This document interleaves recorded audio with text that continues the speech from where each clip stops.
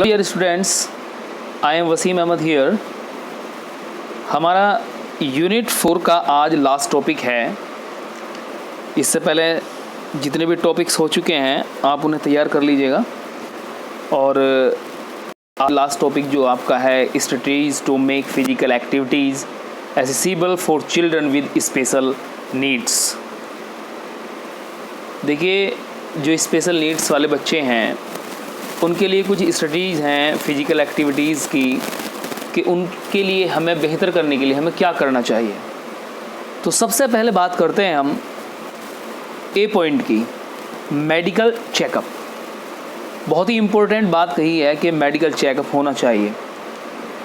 If you want to make physical activities accessible for the children with special needs, अगर हमें special needs वाले बच्चों के लिए फ़िज़िकल एक्टिविटीज़ करानी हैं तो सबसे पहले हमें क्या करना होगा, we need to understand the types of डिसएबिलिटीज़।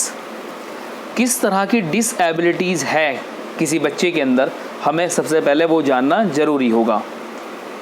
Of children and for this purpose complete medical checkup of the children is required. तो जब हम ये जानना चाहते हैं कि बच्चे के अंदर कौन सी डिसेबिलिटी है या क्या परेशानी है, उसे समझेंगे तो उसके लिए हमें सबसे पहले उसका मेडिकल चेकअप कराना पड़ेगा। क्योंकि विदाउट चेकअप, यानी कि आप ये समझ लीजिए बिना कंप्लीट मेडिकल चेकअप के the teachers of physical education, जो फिजिकल एजुकेशन टीचर है वो बिना मेडिकल चेकअप के cannot come to know about the type of disability child is facing, कि बच्चे को किस तरह की डिसएबिलिटी का परेशानी का सामना करना पड़ रहा है। तो उसको मालूम नहीं चलेगा, जब टीचर को मालूम नहीं चलेगा तो वो उसकी क्या ट्रेनिंग करा सकता है। तो ये मेडिकल चेकअप कराना बहुत ज़रूरी है, यानी कंपलसरी है। सबसे पहली चीज़ यही है। उसके बाद हम बात करते हैं बी पॉइंट की। बी पॉइंट में एक्टिविटीज बेस्ड ऑन इंटरेस्ट के बेस पर एक्टिविटीज़ होनी चाहिए।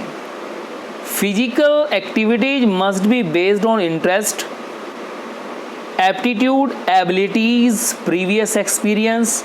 यानी कि किसी बच्चे का एप्टीट्यूड्स देखना है, एबिलिटी देखनी है और उसका जो प्रीवियस एक्सपीरियंस है उसको देखना है। एंड लिमिटेशंस, उसकी जो लिमिट है वो क्या है, बच्चे की जो लिमिट है वो क्या है विद स्पेशल नीड्स, जिनको इनकी ज़रूरत है। The teachers of physical education should have deep knowledge of limitations, यानी कि जो फिजिकल एजुकेशन टीचर है उसको नॉलेज होनी चाहिए लिमिटेशंस की, इंटरेस्ट की and aptitude of children.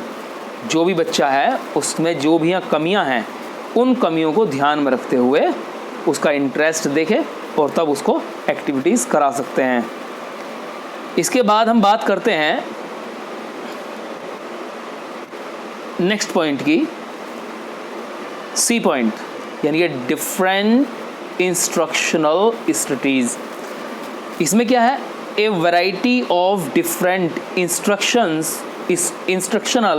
Strategies such as verbal, यानी कि अगर वर्बल प्रॉब्लम है, विजुअल प्रॉब्लम है, and peer teaching should be used for performing various types of physical activities. By this, children get opportunity to learn by their own, become independent. यानी कि अगर हम उसके बारे में अच्छे तरह से जान लेंगे कि उसको क्या प्रॉब्लम्स हैं, वर्बल प्रॉब्लम है, विजुअल प्रॉब्लम है, तो उसको हम पीयर टीचिंग देनी चाहिए। इस तरीके से हम उसे गुड अपॉर्चुनिटी दे सकते हैं ताकि वो आराम से सीख सके और वो इंडिपेंडेंट बन सके।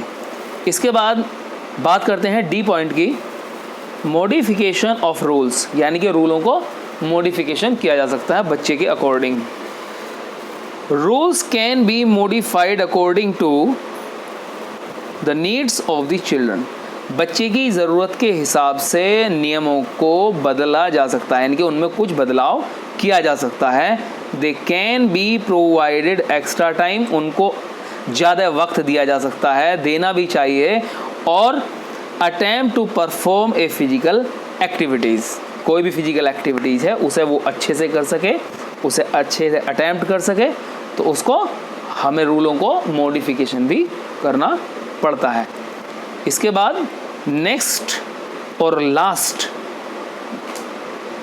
वो है हमारा स्पेसिफिक एनवायरनमेंट, यानी कि उन बच्चों के लिए जो स्पेशल नीड्स वाले बच्चे हैं उनके लिए क्या होना चाहिए, स्पेसिफिक एनवायरनमेंट हो जाए।